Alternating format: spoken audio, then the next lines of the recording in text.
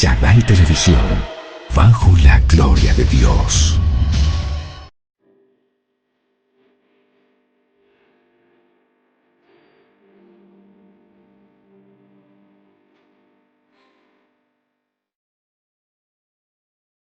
El día de hoy traemos un tema que abarca toda la esencia de la historia humana y de la historia de los ángeles. Vamos a poder escuchar la versión que Dios tiene acerca de lo que aconteció entre los ángeles, seres de luz creados por Él, y los hombres.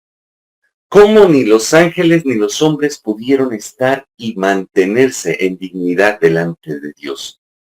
Y entonces Dios nos va a hablar acerca de este tema que he titulado El conflicto angélico, las tres rebeliones. En el conflicto angélico vamos a hablar acerca de lo que pasó en el cielo con Satanás, que antes era Luzbel, que significaba o significa luz bella, a pasar a ser Lucifer. Lucifer, que significa lleno de luz, pero en el momento en que toma ese nombre, ya estaba totalmente pervertido.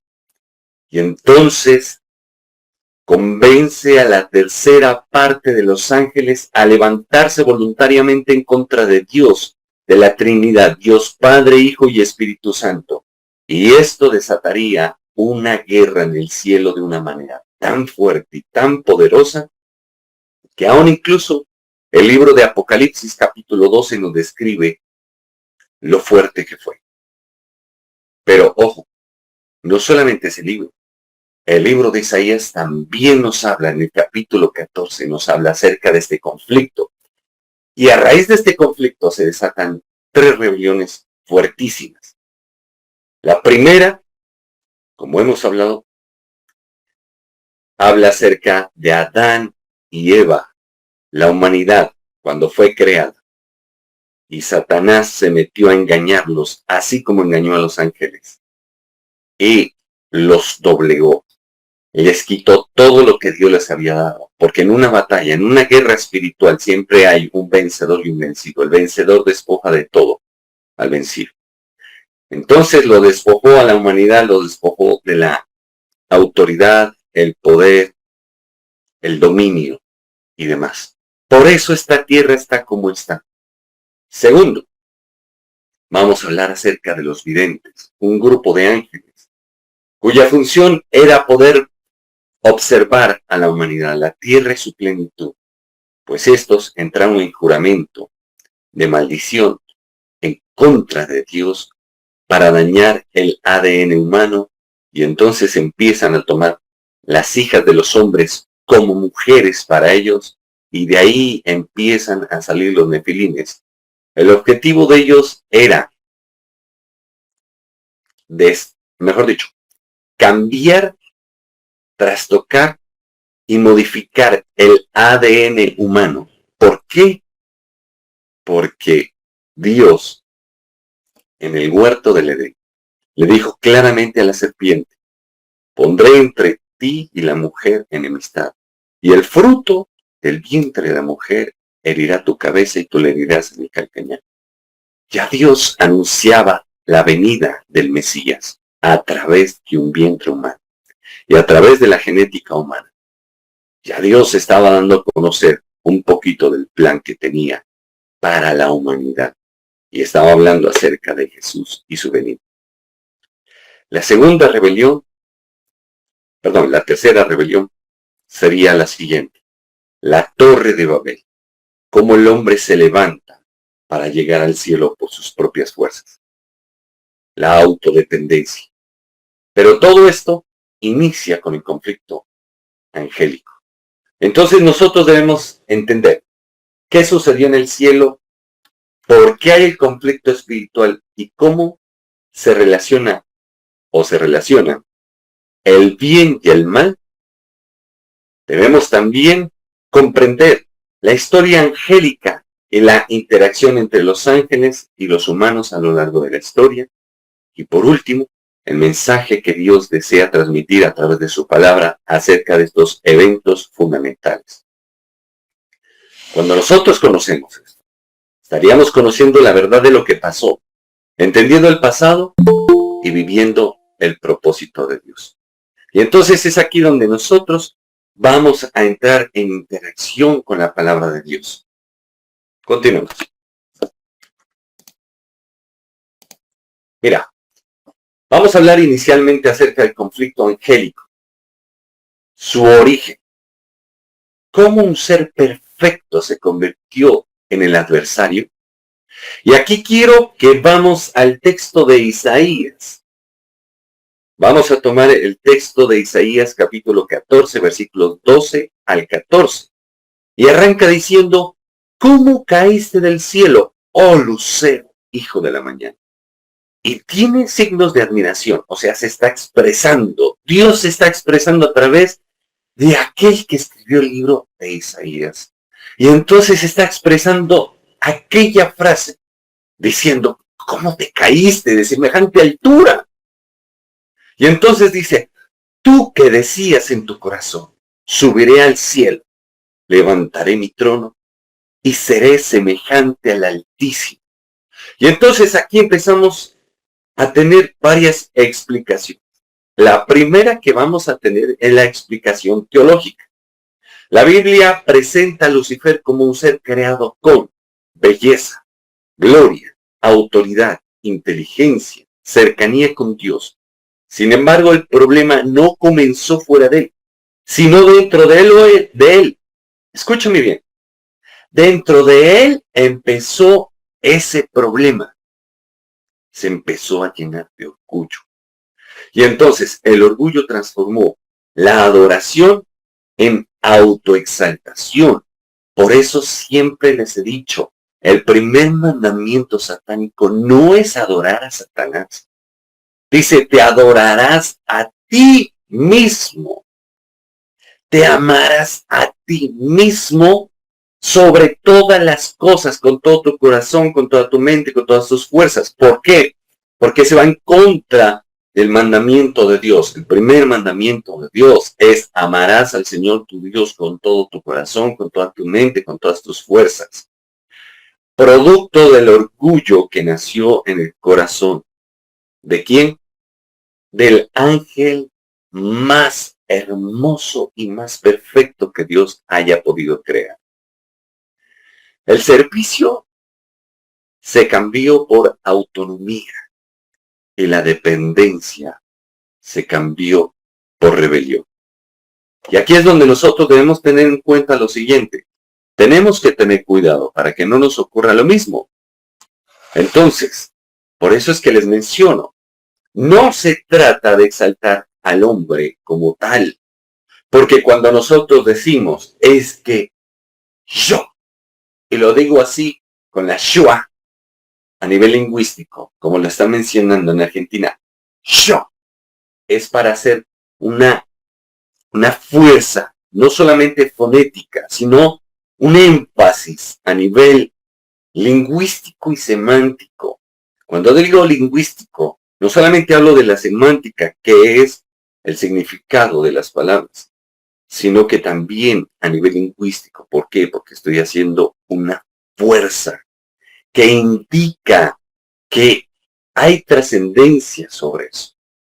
Cuando aparece el yo, empieza a cambiar todo lo que Dios quiso hacer con nosotros. Entonces, todo esto nos va a llevar al diseño original, a la perfección. Y entonces encontramos en Ezequiel capítulo 28, versículos del 14 al 17, encontramos lo siguiente. Ojo aquí. Dios empieza a describir cómo había hecho al enemigo, a Luzbel. Perfecto eras en todos tus caminos, hasta que se halló maldad en ti. Esto significa que el mal no fue creado directamente por Dios, sino que apareció como corrupción interna del ser originalmente bueno. Y es que no solamente le pasó a él, también le pasó a la humanidad. Entonces, aquí es necesario entender que no solamente a nivel teológico, lingüístico y demás, nos va a permitir entender qué fue lo que pasó, sino que vamos a hacer un análisis, un pequeño análisis, ojo aquí, un pequeño análisis neuropsicológico. Vamos a ver qué fue lo que le pasó en la mente al adversario. Y entonces nos vamos a enfocar en los 5 subiré de Isaías 14. Revelan 3 cosas poderosas. Primero, el enemigo estaba obsesionado por grandeza. O sea, por eso es que dice, tú que decías, subiré arriba, encima de las estrellas, en el monte del testimonio, allá donde él tiene el Altísimo su trono, allá pondré mi trono. Tiene un delirio de grandeza impresionante. Y es más, en Apocalipsis capítulo 13, nos menciona que no va a permitir que nadie ocupe el lugar de Dios sino él. Y por eso va a perseguir a todo lo que se mencione como Dios. Entonces encontramos que aquellas 5 declaraciones, y las vamos a ver puntualmente. La primera, subiré. Miren la expresión en su forma lingüística y semántica. Subiré. O sea, yo iré. Yo haré. Segundo, levantaré. Son verbos. Subiré, levantaré. Tercera declaración, me sentaré. ¿Por qué habla de sentarse? ¿Qué significan los tronos?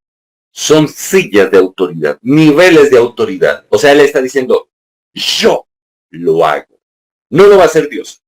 Yo lo hago. Por eso es que hago esa entonación de la Shoah. Porque hablando en el castellano que se maneja en Latinoamérica, sobre todo en Colombia, decimos yo. Pero hago esa entonación de la Shoah.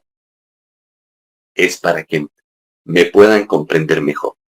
Entonces dice yo.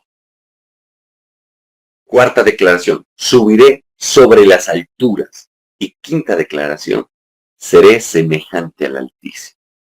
La obsesión del adversario, ojo aquí, para que lo conozcamos, porque es que la gente le tiene miedo y se deja engatusar de este.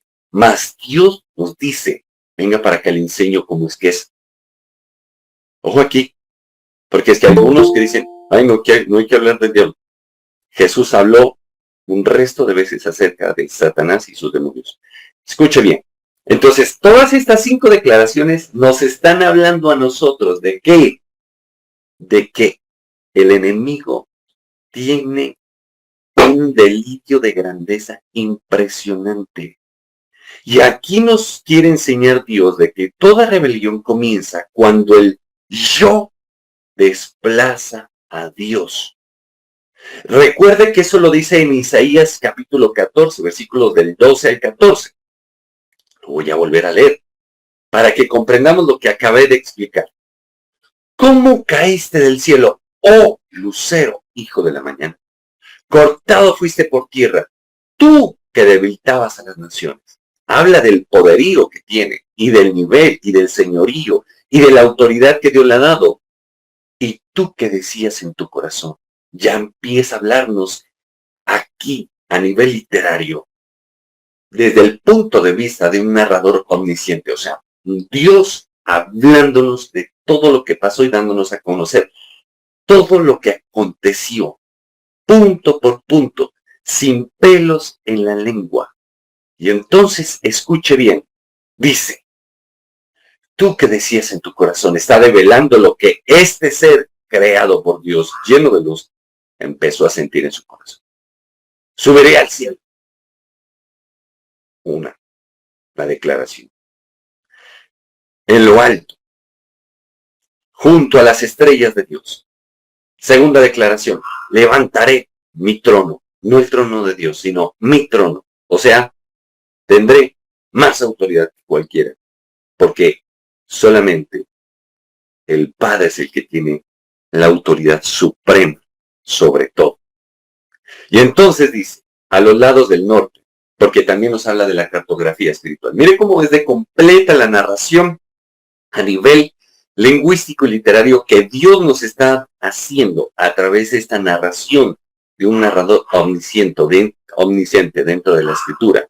Dice, sobre las alturas de las nubes subiré, otra declaración, y seré semejante al Altísimo. Las 5 declaraciones que nos revelan que Satanás está fragmentado en su ser por delirios de grandeza. Entonces empezamos a entender cómo es la personalidad del adversario.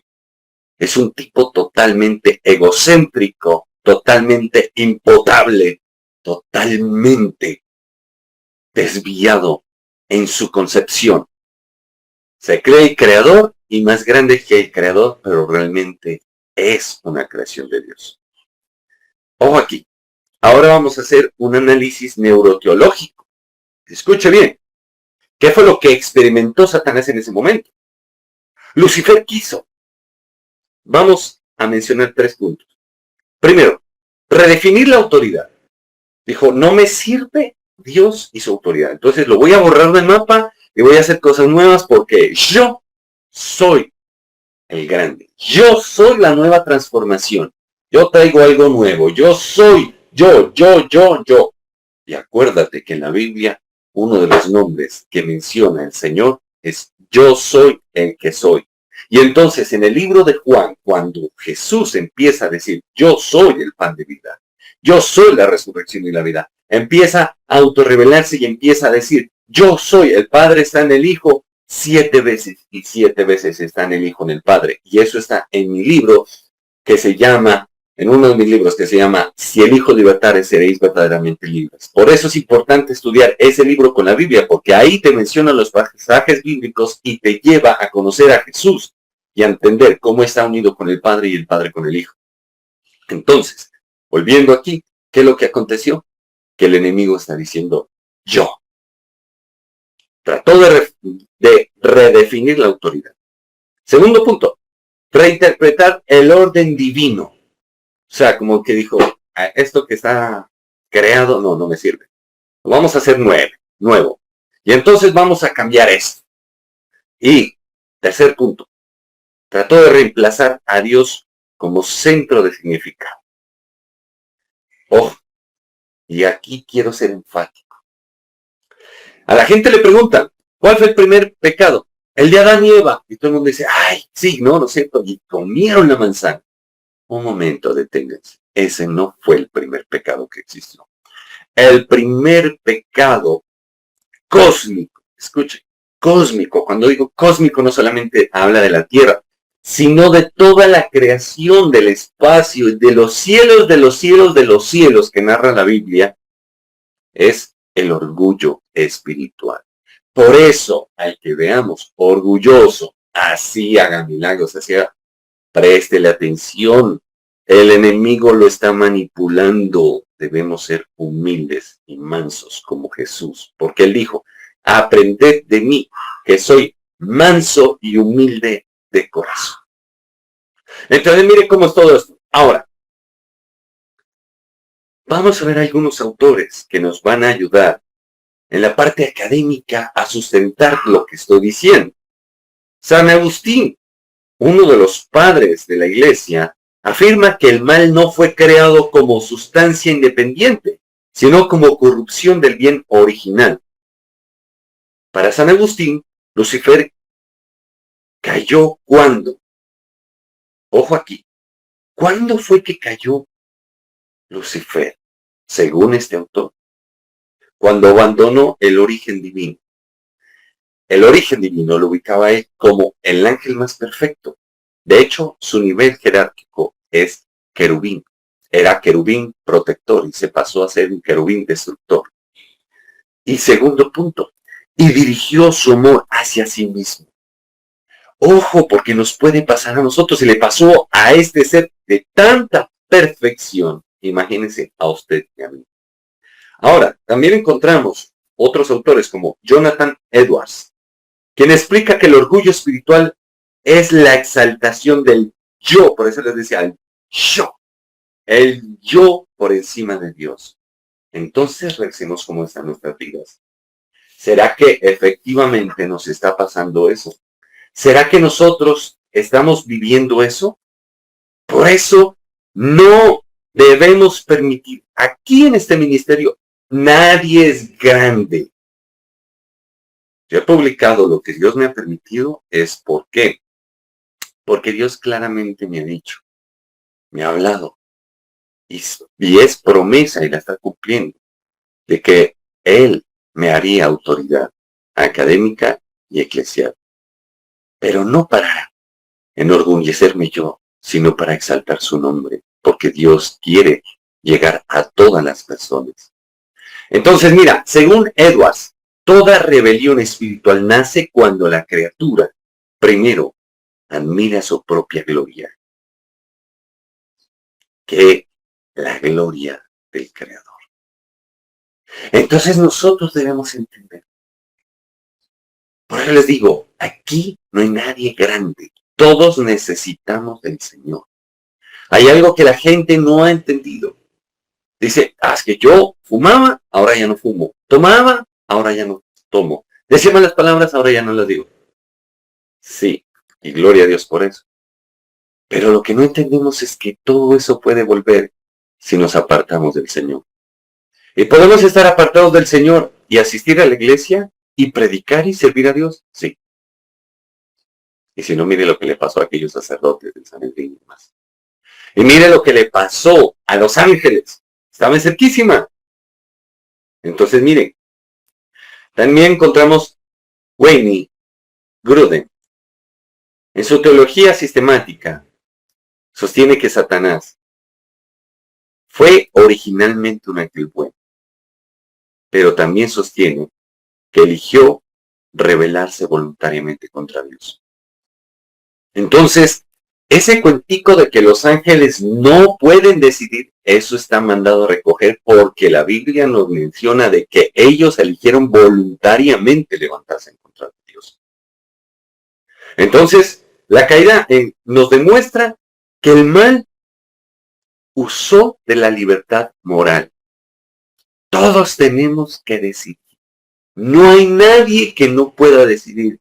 Y entonces es importante quitar tanto mito y tanta leyenda, porque nos llevan, perdónenme la expresión, nos llevan a una estupidez espiritual y cognitiva que nos impide conocer a Dios. Y Dios no quiere eso. Y si no, mencióneme en qué libro, en qué versículo, en qué pasaje o en qué perícopa me menciona Dios y serás menso. Jesús nos dice, sed mansos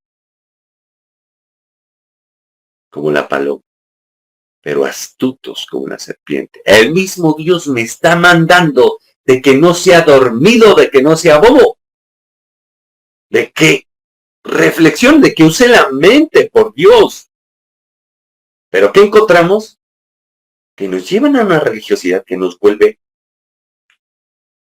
bobos espiritualmente y cognitivamente. Y Dios no quiere eso. También encontramos a Lois Berkhoff. Explica que la caída angélica representa la primera ruptura del orden moral del universo. El pecado comenzó en el mundo espiritual antes de manifestarse en la humanidad. Y entonces llega la gente, por eso les decía, no, el primer pecado fue el de Adán y Eva y comieron una manzana. Primero que todo, no fue el primer pecado. Segundo, jamás me menciona la Biblia que hayan comido una manzana. Me menciona que comieron del fruto del bien y del mal, el conocimiento. Ese es el asunto. Y ahí fue que se dieron cuenta de que estaban desnudos. Mire cómo es todo esto. Mire la versión de Dios. Y entonces encontramos, escuchen, que el enemigo empieza a tener varias manifestaciones. Y así encontramos desde Génesis capítulo 3, que fue presentándose a la humanidad como la serpiente antigua, cuya función y nombre, ojo, su nombre es Satanás. Y su función es engañar. Por eso en Génesis capítulo 3 nos muestra que engañó a la humanidad. Y empieza a hablarnos con que Dios os ha prometido. Miren lo profundo y lo fuerte. Está utilizando el lenguaje humano para comunicarse con la humanidad. Y dice, con que Dios os ha prometido. Nos quiere llevar a la duda. Y lo logró. Logró que la mujer pecara y se llevara por delante al hombre. Porque el hombre estaba a nivel límbico, a nivel emocional, estaba ya impregnado por la mujer. O sea, estaba enamorado. Y el hombre, al hombre Dios le dice, por cuanto escuchaste la voz de tu mujer y no mi voz, maldita será la tierra. Y entró la muerte. Entonces mire cómo es esto de tremendo. Ahora, en el libro de Apocalipsis capítulo 12, que nos menciona, y en el 13 que nos menciona, nos habla del dragón, el segundo rostro del adversario, con 7 cabezas. Esas 7 cabezas son los 7 reyes de Lucifer, porque así como debemos conocer la estructura celestial, debemos conocer la estructura infernal. Está Azazel en Levíticos 16:8, quien está asociado en las escrituras antiguas con la corrupción, la transgresión y la influencia sobre la humanidad, cuando mandan traer 2 machos cabríos en el tabernáculo de Moisés. ¿Para qué? Para que uno juegue la suerte de Jehová y el otro el de Azazel, aquel que queda con sus pecados y va y deambula por el desierto. Es aquel espíritu que nos trae el pecado antiguo nuevamente. El Apolión, el destructor. ¿Dónde encontramos? Apocalipsis capítulo 9, versículo 11. El ángel del abismo, rey sobre los demonios del abismo.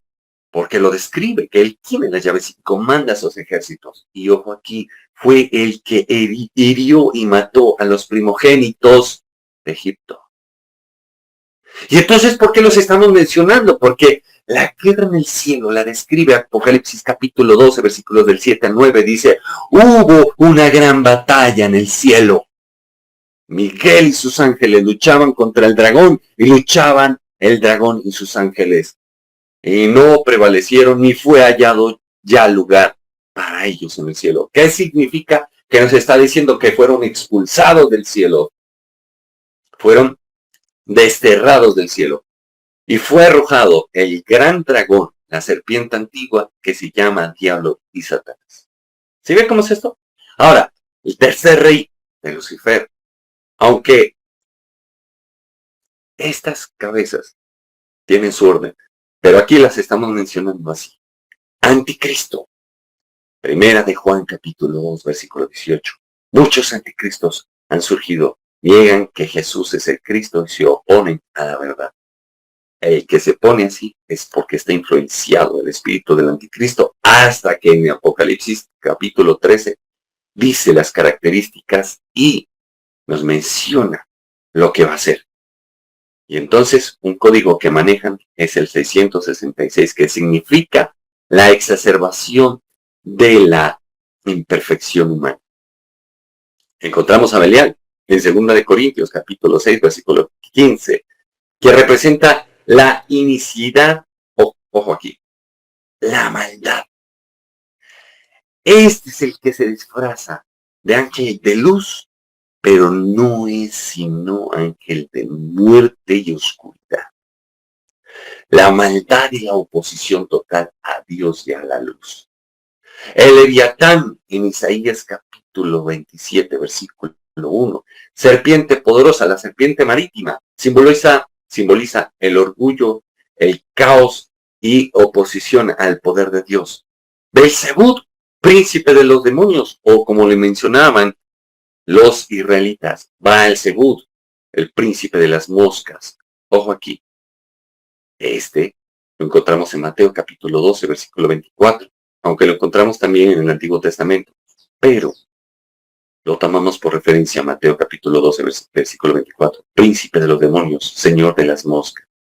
Mamón, el espíritu de la avaricia que trae pobreza. Mateo capítulo 6, versículo 24, Dios de las riquezas materiales representa la avaricia y la idolatría. Entonces, nosotros debemos entender cómo ocurre todo esto y cómo el bien y el mal están relacionados. El bien proviene de Dios, que es la fuente de toda bondad y perfección. Lo encontramos en Santiago capítulo 1, versículo 17. El mal no fue creado por Dios, sino que la corrupción y distorsión de lo que fue creado bueno. ¿Dónde lo encontramos? Eclesiastés capítulo 7, versículo 29. El mal se origina cuando la libertad se usa para exaltarse a sí mismo en lugar de someterse a Dios. ¿Dónde lo encontramos? Romanos capítulo 1, versículo 25, que nos habla incluso acerca de la homosexualidad. ¿Sí ve que la Biblia nos habla de todo? Pero Dios no tiene la culpa de que usted y yo no estudiemos la palabra de Dios. Entonces, cuando no estudiamos, le damos la prioridad al adversario. Y entonces ahí empiezan a aparecer las tergiversaciones y las grandes sectas. Entonces nosotros podemos encontrar otros pasajes que nos hablan incluso acerca de esta rebelión y demás. Está Segunda de Pedro capítulo 2, versículo 24, Judas capítulo 1, versículo 6, Ezequiel capítulo 28, versículos del 16 al 17 y Apocalipsis capítulo 20, versículo 10. Entonces nosotros debemos entender lo siguiente. Lucifer no cayó por poder, cayó por percepción. El pecado es una desconexión espiritual con efectos cognitivos. Y lo que una mente repite, un alma lo cree. Y está a nivel neurocientífico y médico comprobado. La mente no, o el cerebro no puede distinguir entre lo que es real y lo que no es. Ahora, vamos a entrar en la primera rebelión, porque ya vimos el conflicto angélico. Vimos la rebelión de los ángeles contra su creador. Pero ahora vamos a ver la primera rebelión. Adán, Eva y la serpiente. Eso está en Génesis capítulo 3. Y entonces, hablamos de aquella declaración tan poderosa, tan tremenda. Pero escuche bien. En Génesis capítulo 3, versículos del 1 al 24, habla acerca de la caída de la humanidad y sus consecuencias. Escuche bien. Lo vamos a resumir en 7 puntos. Este relato se resume así. El primer punto, la serpiente engaña a Eva. Lo encontramos en el versículo del capítulo 3, del versículo 1 al 5. 2. Eva duda y decide. El versículo 6, porque se dejó llevar por la codicia, porque dice que vio codiciable entre sus ojos ser semejante a Dios. Escuche bien. Y les pido, por favor, que mantengan los micrófonos apagados para que no se dañe la grabación. Tercer punto. Eva da del fruto a Adán, que está en el versículo 6 al 7 del capítulo 3 del libro de Génesis. El cuarto punto. Sus ojos se abren. Haya vergüenza en el versículo 7. Se dan cuenta que están desnudos. Y entonces cuando Adán declara eso, Dios dice, esto es pecado. Quinto punto, se esconden de Dios. En el versículo 8, ¿por qué? Porque les da vergüenza. Sexto punto, Dios confronta y anuncia juicio. Versículos del 9 al 19, y entonces dice que entró la muerte, que el hombre comería con el sudor de su frente, y por más que trabaje la tierra le daría espinos y cardos, y ahí lo encontramos cada vez. La parte laboral está más fuerte, y la parte económica cada vez se pone más difícil. Está el que la mujer daría a luz sus hijos con dolores de parto, que muchas incluso pierden hasta la vida dentro del parto. Punto 7. Consecuencias, dolor, trabajo, muerte y expulsión del Edén. Versículos del 16 al 24. Deberían estudiarlo, es algo profundo, es algo maravilloso, chévere, muy tremendo. Y entonces encontramos que lo que sucedió fue, primero, la serpiente cuestiona la palabra de Dios. En versículos del 1 al 3, y lleva hacia la mentira. Segundo punto, la duda. Eva escucha y comienza a dudar. Por eso, las mujeres son muy auditivas y cometen muchos errores. Por eso es que usted encuentra mujeres que están con hombres que son infieles. Y esos hombres les dicen, es que yo te amo, eres el amor de mi vida, sin ti no puedo vivir. Si es tanta realidad eso, entonces, carambas, ¿por qué no abres los ojos? Abre los ojos, porque este tiene como 14 amantes y todavía te sigue diciendo que te ama y tú sigues de la manera más boba creyéndole. Tercero, el deseo, el fruto se ve bueno, deseable y codiciable. Así se ve el pecado. En el versículo 6, como les decía. El cuarto punto, la desobediencia. Come el fruto y se lo da a Adán, que también está en el versículo 6. Y el quinto, que vienen a ser las consecuencias de la separación. Se avergüenza, se esconde y se rompe la comunión con Dios. Está en el versículo del versículo 7 al 10. Entonces nosotros debemos entender lo siguiente. Qué tremendo porque nos describe todo esto. Ahora, la explicación teológica es la siguiente. La serpiente no comienza negando a Dios directamente. Comienza ¿a qué? Primero, a cuestionar su palabra. Segundo, a alterar la interpretación de la palabra. Y tercero, a sembrar la duda. Por eso es importante que nosotros escuchemos la sana doctrina. Y para poder hacer eso hay que tener preparación. Si no, vienen de una manera cantinflesca a tratar de predicar y explicar. Y a la verdad, por favor, en serio, no dijeron nada, no pasó nada. No profundizaron el detrás de cámaras, detrás de la narración, que es lo que nos dice, qué es lo que se esconde. El primer ataque satánico fue epistemológico y hermenéutico. Eso fue algo tremendo. Recuerde, la epistología es una rama de la filosofía que da fundamento a todas las ciencias. Y la hermenéutica, pues la interpretación, el arte de la interpretación de los textos sagrados, sobre todo, aunque es de los textos, pero específicamente los textos sagrados. La tentación era, no necesitas depender de Dios para definir el bien y el mal.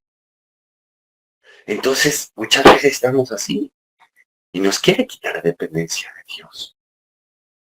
Y entonces, ojo aquí, las consecuencias de la desobediencia, vamos a mencionar unas 5 consecuencias. Relación rota con Dios. Versículos del 8 al 10 en el capítulo 3 de Génesis. Segunda consecuencia, juicio sobre la tierra. Versículos del 14 al 15. Tercera consecuencia, juicio sobre la mujer. Versículo 16. Cuarta consecuencia, juicio sobre el hombre. Versículos del 17 al 19. Y quinta consecuencia, expulsión del bebé. El enemigo despojó al hombre. Pero en medio de esa desgracia, Dios anuncia una promesa redentora. La encontramos en Génesis capítulo 3, versículo 15. Y pondré enemistad entre ti y la mujer, y entre tu descendencia y su descendencia. Ella te herirá en la cabeza, y tú le herirás en el calcañar. Entonces estaba diciendo, voy a mandar un Mesías, voy a mandar a alguien que pague por ellos, y te los quitaré de las manos, y te quitaré la autoridad, te quitaré todo lo que te robaste, te lo voy a quitar, porque míos son, y no son tuyos. Entonces se expande el conflicto angélico, ya a los niveles del Edén y de la tierra. Entonces, esto es tremendo. Ahora, escuche bien. La estructura de la caída ya la vimos. Pero quiero hablarle en un lenguaje sencillo. Todo inició con la distorsión, ojo aquí, con la distorsión del lenguaje. Por eso no permitas que te vengan con un lenguaje, ¿cómo podría decirte? Como un discursito retórico. Te lo voy a hablar en español. Vamos a hablar en español. No vengas a que te vengan a echar cepillo y a hacer salameros y a decir, ay, lo grande que eres tú. No, no, no, no, no, por favor, o sea, ya le pasó a Adán y a Eva, o sea, por Dios, ya le pasó al adversario, le pasó a los ángeles, o sea, ¿qué no aprendemos? El que viene así es un lobo disfrazado de oveja, un vendedor o comerciante de la fe, del cual nos advierte incluso hasta Pedro, y nos pone ejemplos como el Limas del mar. Segundo, la activación del deseo. El hombre y la mujer caemos por lo que hay en nuestro corazón. No nos va a tentar de lo que hay afuera. O sea, lo que nos parece codiciable ante nuestros ojos, por ahí se mete el enemigo. Él no va a perder tiempo, ni él ni Dios.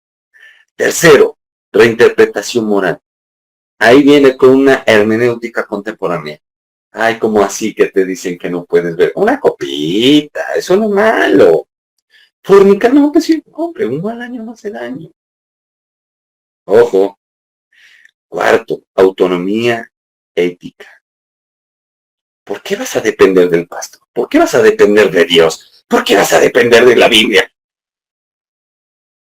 Tú eres grandecito y puedes tomar tus determinaciones. Bien puedas. Hazle. Hazle. No hay ningún problema. De hecho, solamente tenemos que depender de Dios y de su palabra. Quinto, nos lleva a la desobediencia.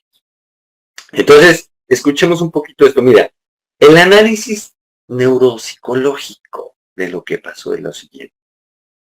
La serpiente, con su lenguaje retórico, activó 4 cosas en la mujer. Primero, curiosidad. Segundo, placer anticipado, la dopamina. Tercero, deseo de independencia. Y cuarto, exaltación cognitiva. ¿Por qué deseo de independencia? Diga, pues, ¿yo por qué tengo que estar sujeta a Dios? ¿Y por qué tengo que estar sujeta a la dánola? ¡Qué pereza! ¿Ah? ¡Qué aburridor! Este equipo es lleno de errores y me sujetan a... No, qué pereza, qué aburridor.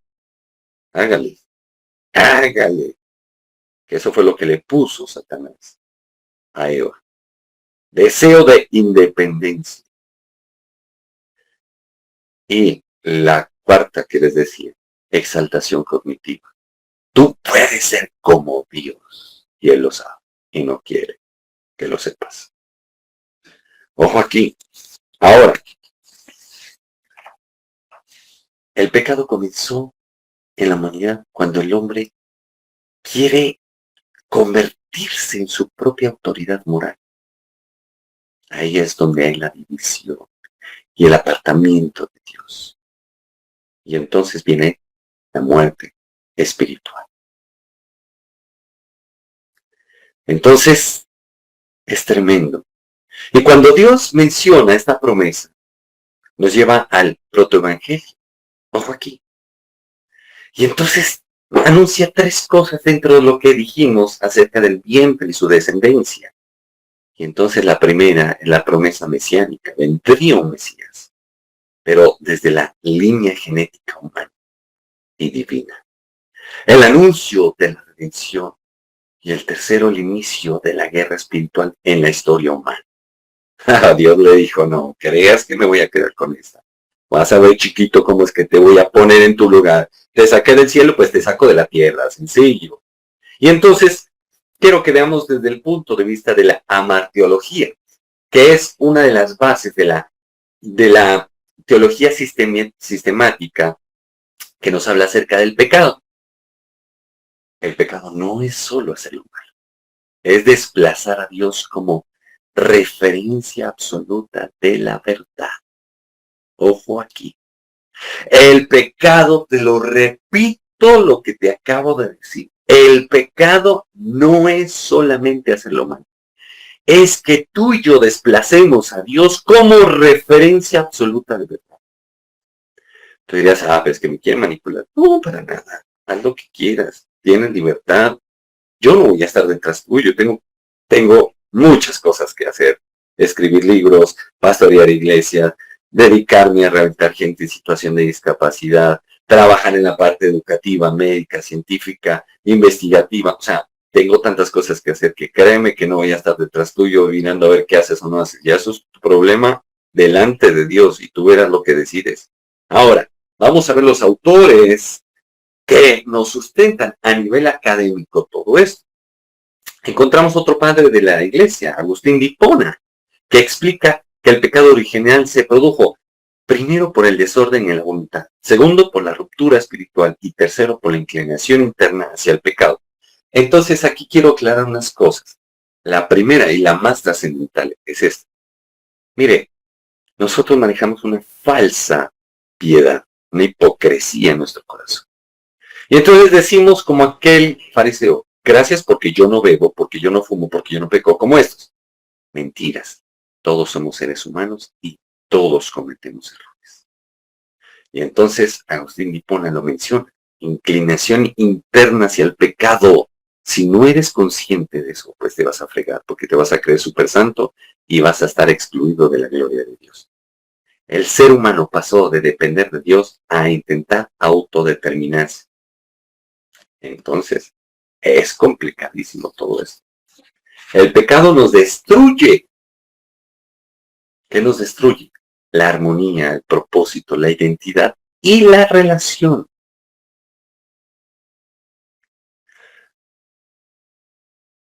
Louis Sperry Chafer nos menciona lo siguiente. La caída afectó la mente, las emociones, la voluntad y la naturaleza moral. Por eso el pecado no es solo conducta, afecta toda la estructura humana. Y ahí empieza a hablar de las 5 dimensiones del ser humano. ¿Quién lo dijo?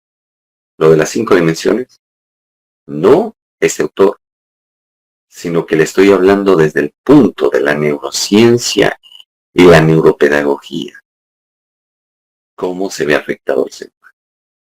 James Bott Montgomery nos explica que Satanás no atacó primero el cuerpo del hombre, sino su percepción de Dios. La caída comenzó cuando Eva permitió que la serpiente reinterpretara la verdad divina. Mire cómo es esto de tremendo.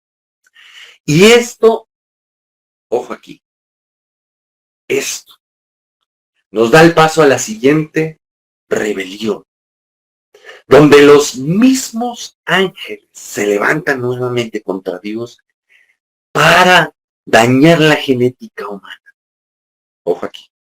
¿Por qué? Porque en Génesis capítulo 3, versículo 15, Dios dijo, y pondré enemistad entre ti y la mujer, y entre su descendencia y su descendencia. Entre ella te herirá en la cabeza y tú la herirás en el calcañar. Ya Dios hablaba del Mesías. Entonces nos encontramos aquí, la segunda rebelión, los vigilantes y las hijas de los hombres, la corrupción de la humanidad. Y entonces, ¿qué sucedió? El texto bíblico clave es Génesis capítulo 6, versículos del 1 al 9. Y dice lo siguiente, y aconteció que cuando los hombres comenzaron a multiplicarse sobre la faz de la tierra, y les nacieron hijas, vieron los hijos de Dios, o sea, los ángeles, que las hijas de los hombres eran hermosas, y tomaron para sí mujeres de entre todas las escogieron. Por eso la mentalidad en el mundo de las mujeres es yo con senos y nalgas y un cuerpazo, derribo al que sea. Y entonces anda esa mentalidad que es satánica. Entonces, mire, ¿qué sucedió? Primero, los vigilantes, ángeles celestiales descendieron a la tierra y se apartan de su propósito. Encontramos que no solamente la Biblia nos menciona esto, porque incluso el Señor menciona su palabra en el Antiguo Testamento y dice, mi espíritu no contenderá más con los hombres. ¿Ya? Ojo aquí, también libros apócrifos. Cuando digo libro apócrifo, es aquel libro que no cumple con el canon bíblico. Y ojo, que está por fuera, pero nos empieza a hablar. Y entonces encontramos el libro apócrifo de Enoc, primera de Enoc, capítulo 6. Y entonces nos empieza a narrar. Y entonces, como segundo punto, las hijas de los hombres. Ellos tomaron mujeres humanas para sí y rompen el límite de lo divino establecido. Los vigilantes tenían que custodiar la tierra, mirar qué era lo que estaba pasando. ¿Para qué entraron o por qué entraron ellos en esta maldición? Dentro de los vigilantes se encontraba Azazel.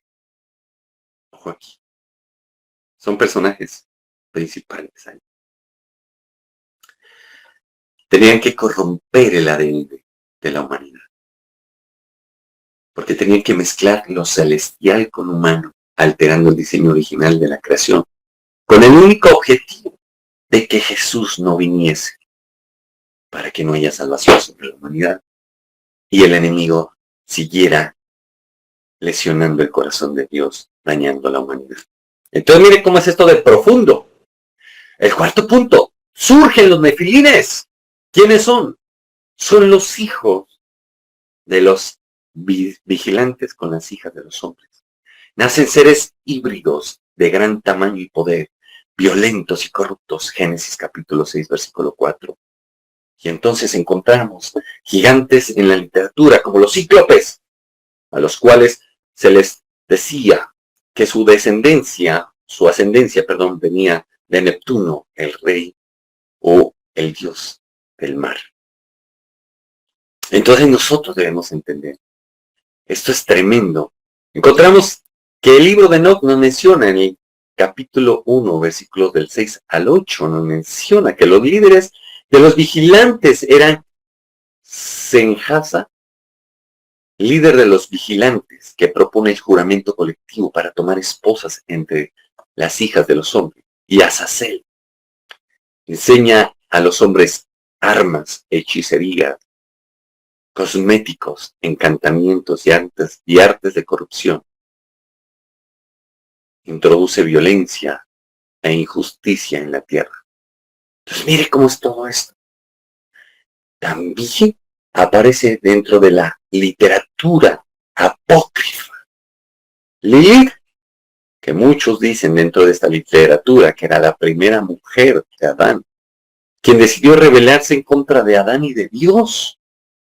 Y entonces encontramos que en esta literatura apócrifa judía encuentra a Lilith y a Azazel, quienes pactan para transformar, tergiversar y destruir la genética humana. Esta simboliza la rebelión, la seducción y la oposición al diseño divino. Figura como a espíritus impuros.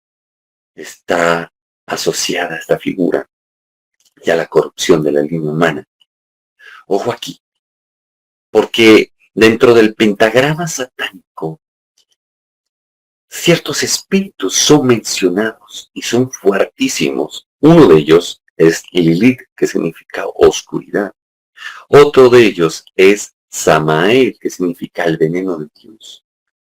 Entonces mire cómo todo va de la mano, pero es necesario que nosotros lo conozcamos. Yo por ser pastor y cristiano y teólogo no puedo decir, ay no, pues es que no puedo acercarme a esto. No, antes todo lo contrario, la teología me lleva a que pueda hacer estos estudios y tener las cosas claras. Y saber quién es Dios y quién cumple con el canon bíblico y quién no. Pero entonces, ¿cómo dentro del satanismo mencionan estos espíritus?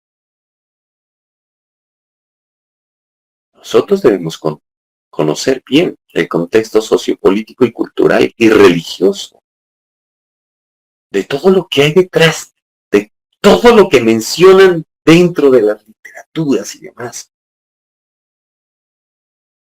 Los nefilines claramente nos los describe en Génesis capítulo 6, versículo 4. Es decir, en aquellos días habían gigantes en la tierra y también después que entraron los hijos de Dios a las hijas de los hombres, que se llegaron. Cuando hablan la palabra llegar es que tuvieron relaciones sexuales con ellos. ¿Por qué ocurrió esta rebelión? Porque querían romper el orden establecido por Dios. Intentaron alterar la naturaleza humana. Buscaban poder, control y dominio. Y por último, introdujeron la violencia, corrupción y la maldad de la tierra. Entonces, escuche bien lo que tengo que decir. Porque aquí también nos describe lo siguiente. Después, en Génesis, capítulo 6, versículo 5, Dios nos empieza a hablar acerca de la consecuencia de esto y la metodología que él utilizó para limpiar la tierra. Dios vio que la maldad del hombre era mucha en la tierra y que todo, ojo aquí, todo pensamiento en su corazón era de continuo solamente el mal. Pero su justicia, Dios, en su justicia, envió el diluvio para limpiar la tierra y comenzar de nuevo con Noé y su familia. Y ahí es donde empiezan a describir que los espíritus impuros son aquellos espíritus de los nefilines que no han podido, ojo aquí, que quieren quedarse aquí en la tierra y necesitan un cuerpo para manifestarse y que no han podido acabar de gobernar en su totalidad. Porque los ángeles caídos son unos y los espíritus impuros son otros. Y eso está como fundamento teológico. Habla acerca de la soberanía de Dios, la justicia divina y la gracia y redención. Y entonces encontramos, por cuestiones de tiempo, nosotros encontramos autores, y los voy a mencionar así rápidamente. Ojo aquí. Encontramos lo siguiente. Esta primera de No, capítulo 6 capítulo 1, perdón, del versículo 6 al 16, literatura apócrifa judía. Wayne Grudem, teología sistemática. Luis Berkhoff, teología sistemática. La teología sistemática le da el fundamento epistemológico, o sea, le da la base a todo esto, una base científica. No es inventarse por inventarse. Ahora, John Balboa, en Génesis, un comentario de John Balboa. Y también encontramos Derek Kidner, en Génesis, introducción y comentario. Gente que ha estudiado, cosas que nos van a enseñar tremendamente. Entonces nosotros debemos entender todo esto. Es muy profundo el asunto. Incluso Michelle Heiser explica que Génesis capítulo 6 debe entenderse dentro de la cosmovisión sobrenatural hebrea. Los hijos de Dios reflejan seres espirituales que trascendieron límites divinos. John Walton afirma que Génesis debe leerse en contexto con el antiguo, ojo, cercano Oriente. La preocupación central del texto no es crear mitología, sino mostrar cómo el caos espiritual afecta el orden humano. George Nickel nos habla acerca, ojo aquí, él es especialista en literatura de Enoch. Nos explica que el libro de Enoch desarrolla corrupción angélica, violencia humana, juicio divino, y muestra cómo la tradición judía interpreta Génesis capítulo 6. Entonces, mire cómo es esto tremendo. ¿Ya? Nosotros debemos entender todo esto, y esto nos va a llevar a la última rebelión. Aquí, la tercera y última rebelión, la Torre de Babel, que se encuentra en Génesis capítulo 11, versículos del 1 al 9, la rebelión de la humanidad contra Dios. Eso es lo que significa esta rebelión. Y encontramos el texto bíblico, que es Génesis capítulo 11, versículos del 1 al 9. Y dijeron, mira cómo nos narra para entender esta última rebelión, para cerrar toda esta conferencia. Mira cómo nos narra Dios en su palabra. Dice, y dijeron, porque está citando textualmente, bien entre comillas, y dijeron, venid, edifiquemos una ciudad y una torre cuya cúspide llegue al cielo, y hagámonos un nombre por si fuésemos esparcidos sobre la faz de la tierra. Mire que ya Dios nos muestra de que estos seres humanos sabían las consecuencias. Y entonces, vamos a ver qué fue lo que sucedió en 5 puntos, así, sencillos. Primero, la humanidad. Toda la tierra tenía un solo lenguaje y unas mismas palabras. Está en Génesis capítulo 11, versículo 1. Segundo punto, propósito rebelde. Decidieron, construir una ciudad y una torre hasta el cielo para hacerse un nombre. Está en Génesis capítulo 11, versículos 2 a 4. Mire este análisis. Es no solamente teológico, sino literario lingüístico. Porque te estoy mencionando exactamente lo que ocurrió, haciendo una descripción narrativa a nivel literario, pero te menciono versículo a versículo y te estoy señalando lo que significó. Tercer punto, Dios interviene. El Señor descendió a ver la ciudad y la torre que edificaba. Está en Génesis capítulo 11, versículo 5. Cuarto punto, confusión de lenguas. Dios confundió su lenguaje para que no se entendieran entre sí. Génesis capítulo 11, versículo 7. Antes solamente se hablaba un lenguaje y estaban unidos, tenían una misma identidad. Después ya empieza a surgir la diversidad de las lenguas y entonces toda esa unión, toda esa identidad se derriba. Quinto punto, dispersión. El Señor los dispersó por toda la faz de la tierra y dejaron de edificar la ciudad. Génesis capítulo 11, versículos del 8 al 9. Pero ya los hombres habían dicho, hagámonos un nombre por si fuésemos esparcidos sobre la faz de la tierra. Entonces miren cómo es esto. ¿Ya? Ahora, ojo aquí. ¿Qué buscaba la humanidad? Alcanzar el cielo sin Dios.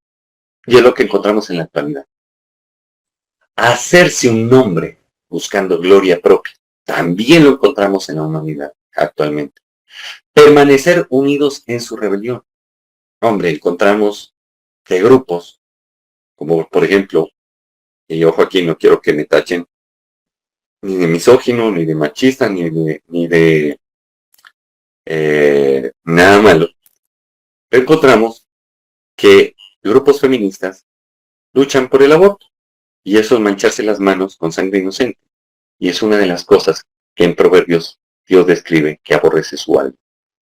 Ahora, permanecer unidos en su rebelión. Dios se disgusta mucho con eso y lo reprende, lo castiga. Evitar ser dispersados sobre la tierra y establecer un sistema humano autónomo y autosuficiente. Y es por ahí por donde viene la simbología del 666. Todo parte del hombre y hacia el hombre y lejos de Dios. Ahora, ¿por qué Dios intervino? Porque rompía el orden establecido por él. Su unidad tenía como fin la autosuficiencia y la rebelión. Entonces Dios dijo, no, va para afuera. Porque buscaban usurpar el lugar de Dios y Dios dijo, no, no me voy a aguantar eso. No me lo aguanté con el diablo, me lo voy a aguantar con ustedes. No, suerte. Chao. Pum, esparcidos. Y porque el pecado se organizaba y fortalecía estructuralmente. Entonces Dios dijo, no, momentico, aquí no es así. Ahora, ¿qué significaba esta torre, la torre de Babel? El orgullo, la autosuficiencia y la rebelión organizada. El intento de la humanidad de alcanzar a Dios por sus propios medios. Así encontramos, por ejemplo, la gnosis. Llegar a niveles espirituales sin necesidad de Dios. El inicio de la división cultural, lingüística y espiritual de la nación. Y también significaba el anticipo de sistemas humanos que se levantan contra Dios. Entonces mire cómo esto es de tremendo. Y entonces aquí es donde nosotros nos damos cuenta de todo fue lo que pasó. Fue algo tremendo, terrible, que Dios tuvo que meter su mano. Porque si no, imagínense, nos fregamos. Ahora, los libros de referencia clave, encontramos Génesis capítulo 11, versículo del 1 al 9, También encontramos la Biblia sistemática de Wayne Grudem y comentarios bíblicos como John Walworth de Génesis, que hace un comentario. Salmo, capítulo 2, versículos del 1 al 4. Encontramos Luis Berkhoff, también teología sistemática. Derek Kinder, quien hace una introducción y comentario a Génesis. Encontramos libros como Isaías, capítulo 2, versículos del 1 al 4. Encontramos también a Millard Erickson, en teología cristiana. Y ojo, también encontramos el libro de Hechos, capítulo 17, versículo 26. Entonces, en ese tiempo, la mentalidad de los hombres estaba llena de orgullo, de autosuficiencia y demás, pero hoy también lo encontramos. Entonces, mire cómo estamos, no estamos lejos de todo lo que la Biblia nos describe. Antes todo lo contrario, encontramos que es una repetición de la repetidera. Esto es tremendo. Y también encontramos libros apócrifos y tradiciones antiguas, como por ejemplo, el libro de los jubileos, que mencionan a Babel. También se pronunciaron acerca de las prácticas de la idolatría, astrología y corrupción moral, que dejaron más lejos al hombre de Dios. Pero eso lo encontramos en todas las culturas, incluso en las culturas amerindias, para estar dentro de nuestro continente. Y mire cómo es todo esto. El hombre siempre ha buscado llegar al cielo, pero por sus propias fuerzas. Y entonces encontramos aquellas indulgencias de aquel Martín Lutero. Aquel Martín Lutero denunció, exponiendo públicamente la corrupción de la Iglesia católica de aquel tiempo. Entonces mire cómo es todo esto. Seguimos en una continua repetición de la repetidera. Y esto nosotros debemos tener en cuenta de que es tiempo de que cese, que nos está llamando a que nos volvamos a él.